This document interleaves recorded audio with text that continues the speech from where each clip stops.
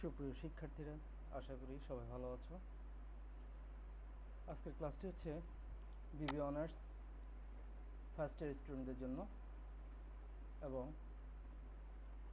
এই ক্লাসটি কোন কোন ডিপার্টমেন্ট সেটা একটু বলে দিচ্ছি।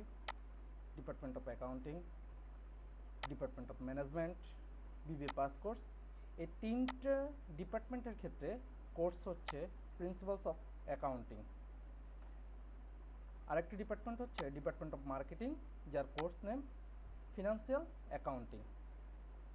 আজকের টপিক অ্যাডজাস্টিং এন্ট্রিজ, এবং যে কোশ্চেন নিয়ে আমরা আলোচনা করব সেটা হচ্ছে national university question solution BBS pass কোর্সের 2017। ওকে, একটু কোশ্চেনটা এবার দেখি। এটা হচ্ছে কোশ্চেন, একটু কোশ্চেনটা পড়ি। Hasna Company was formed on January 1, 2016. The trial balance is as follows. আমরা জানি অ্যাডজাস্টিং এন্ট্রিতে একটি ট্রায়াল ব্যালেন্স থাকে, আর কিছু এডিশনাল ডেটা থাকে। আমরা ট্রায়াল ব্যালেন্সটা একটু খেয়াল করি। 1, 2, 3, 4, 5, 6 ছয়টি আইটেম হচ্ছে ডেবিট দিকে cash, accounts receivable, equipment, insurance expense, salaries expense, supplies expense, এবং ক্রেডিট দিকে হচ্ছে 4টি notes payable, capital, unearned revenue and consulting fee. ব্যালেন্সগুলো দেওয়া আছে। আমরা এখন অ্যাডিশনাল ডাটা একটু খেয়াল করি, সেটা কি বলা আছে। সামান্য অ্যাডজাস্টমেন্ট আছে 5টি। ফার্স্ট ওয়ান, at June 30 টাকা 700 of supplies was on hand, মানে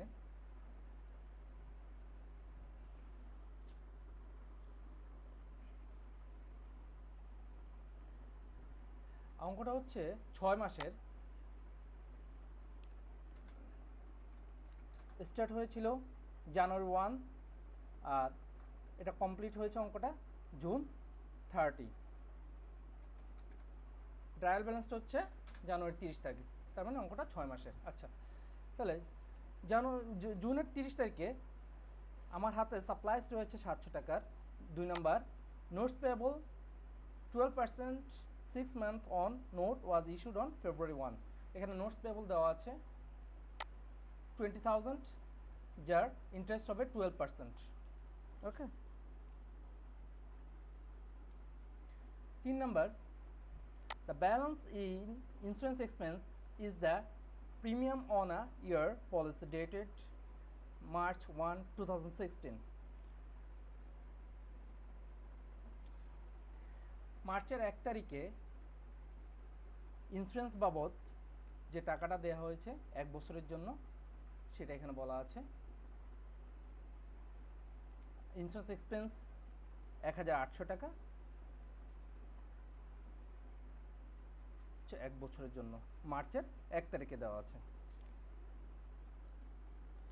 আচ্ছা, 4 তারিখ হচ্ছে জুনের 30 তারিখ, কনসাল্টিং ফি 600 টাকা আনআর্নড, মানে আমি এই যে 2100 টাকা পেলাম, তার মধ্যে 600 টাকা হচ্ছে সেবা না দিয়ে পেয়ে গেছি, এটা আমার দায়। রেভিনিউস আর্নড বাট আনরেকর্ডেড 2900, এর মানে হচ্ছে আয় 2900 টাকা, যা কিনা রেকর্ড করা হয়নি। এটা হচ্ছে সম্পদ। আয় যদি রেকর্ড করা না হয় সেটা সম্পদ, অ্যাকাউন্ট রিসিভেবল নামে আসবে। আমি একে একে অ্যাডজাস্টমেন্টগুলো সলিউশন করে দিচ্ছি। যেমন প্রথমটা ছিল 700 টাকা সাপ্লাইজ হাতে রয়েছে। ফার্স্ট ক্লাসে অ্যাডজাস্টিং এন্ট্রি আমি বলেছিলাম যে আগে দেখতে হবে ট্রায়াল ব্যালেন্সে কি আছে। ট্রায়াল ব্যালেন্সে যদি এক্সপেন্স মেথড থাকে তাহলে আমার অ্যাসেটটাকে ডেবিট করতে হবে, আর যদি সেটা অ্যাসেট মেথডে থাকে তাহলে এক্সপেন্সটাকে ডেবিট করতে হবে। ওকে, যেমন এই যে আমরা দেখতে পাচ্ছি ট্রায়াল ব্যালেন্স আছে সাপ্লাইস এক্সপেন্স, তার মানে আমি অ্যাডজাস্টিং এন্ট্রিতে দেখাবো কত টাকা সাপ্লাইস আমার হাতে রয়ে গেছে। স্পষ্টই বলা আছে ক্লিয়ারলি যে 700 টাকার সাপ্লাইস আমার হাতে আছে। সো আমার জার্নালটা হবে supplies on hand debit, supplies expense credit. Okay, আরেকটা নিয়ম বলে দিই, এইখানে ট্রায়াল ব্যালেন্সে সাপ্লাইস এক্সপেন্স মানে যাকে যদি সাপ্লাইস এক্সপেন্স থাকে সেটা ক্রেডিট হবে, যদি সাপ্লাইস থাকে সেটা ক্রেডিট হবে। মোট কথা হচ্ছে এই ট্রায়াল ব্যালেন্সে সাপ্লাইস এক্সপেন্স যদি থাকে তাহলে আমি অ্যাসেটটাকে শো করব। এই যে আমি অ্যাসেটটাকেই এখানে শো করলাম, ডেবিট দেখালাম, যেহেতু 700 টাকা বলা আছে 700 টাকাই লিখে দিচ্ছি।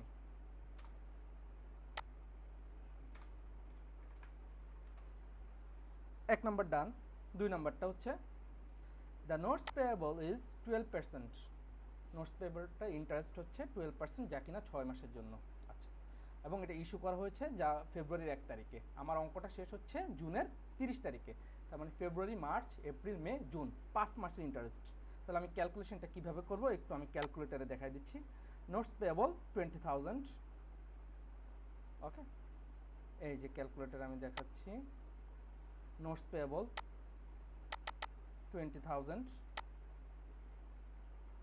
12% interest into 12 divided by 100। এটা হচ্ছে পার্সেন্ট দেওয়ার সাথে সাথে যেটা বের হবে সেটা হচ্ছে 12 মাসের। তাহলে আমি 12 দিয়ে ভাগ করলাম, 1 মাসের পাচ্ছি। আমার ইন্টারেস্টটা হচ্ছে 5 মাসের। কোশ্চেনে দেখো, কোশ্চেনে বলা আছে ফেব্রুয়ারির 1 তারিখ, ফেব্রুয়ারি থেকে জুন পর্যন্ত 5 মাস। তাহলে 1 মাসে যদি 200 টাকা হয়, 5 মাসে আসবে 1000। ঠিক আছে, এই যে আবার দেখো 5 মাসে 1000 টাকা। সো এখানে আমি লিখব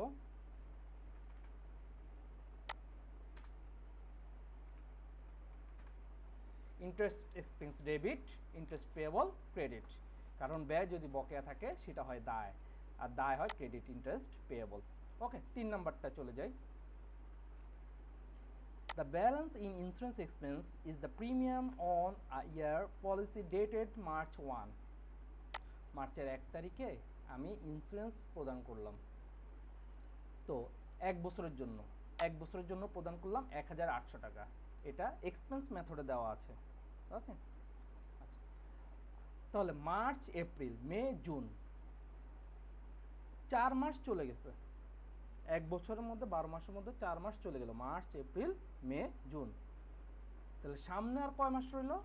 8 মাস। এই 8 মাসের টাকাটা হচ্ছে অ্যাসেট আর বাকিটা ব্যয়। তাহলে 12 মাসের জন্য যদি 1800 টাকা হয়, আমি আবার ক্যালকুলেটারে বুঝিয়ে দিচ্ছি। 1800 টাকা প্রিমিয়াম 12 মাসের জন্য, তাহলে 1 মাসে আসতেছে 150 টাকা। যেহেতু ট্রায়াল ব্যালেন্সে ইন্স্যুরেন্স এক্সপেন্স আছে, তাই আমি সলিউশনে বা অ্যাডজাস্টিং এন্ট্রিতে দেখাবো কতটুকু আমার অ্যাসেট রয়ে গেছে। 8 মাসের অ্যাসেট রয়ে গেছে, তাই 150 ইন্টু 8, 1200 টাকা। সো এই 1200 টাকা আমি এখানে দেখাবো। Prepaid insurance debit, insurance expense credit.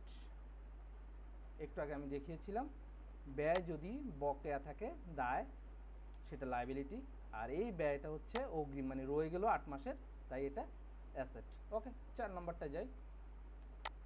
Consulting ফিস 600 আর আনআর্নড, মানে 600 টাকার এই ফিটা আমি সেবা দেই নেই, সেবা না দিয়ে যদি টাকা পেয়ে থাকি সেটা আমার দায়। সো সেটা হচ্ছে কনসাল্টিং ফিস রেভিনিউ ডেবিট, আনআর্নড কনসাল্টিং ফিস রেভিনিউ ক্রেডিট।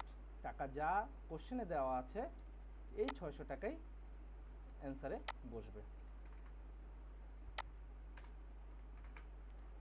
লাস্ট ওয়ান, 5 নাম্বারটা, রেভিনিউস আর্নড, মানে আমি সেবা দিয়েছি। 4 নাম্বার উল্টোটা, বাট রেকর্ড করা হয়নি। তো রেকর্ড করতে গেলে আমি দেখছি যদি আয় যদি বকেয়া থাকে তাহলে আমার হয় অ্যাসেট। এই যে অ্যাসেট, অ্যাকাউন্ট রিসিভেবল ডেবিট, আর ওই আয়টা ক্রেডিট। কোশ্চেনে যেই টাকা ছিল সেই টাকাই 2900 টাকা।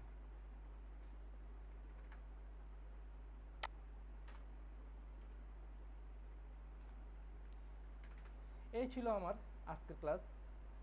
এই আবার একটু দেখাচ্ছি টোটাল কোশ্চেনটা এবং এই সলিউশনটা। ক্লাসটি আপলোড দেওয়ার পর যদি কারো কোথাও সমস্যা মনে হয় দেন আমাকে কমেন্ট বক্সে জানাবে। সবাই ভালো থাকো, সুস্থ থাকো, আল্লাহ হাফেজ। ধন্যবাদ সকলকে।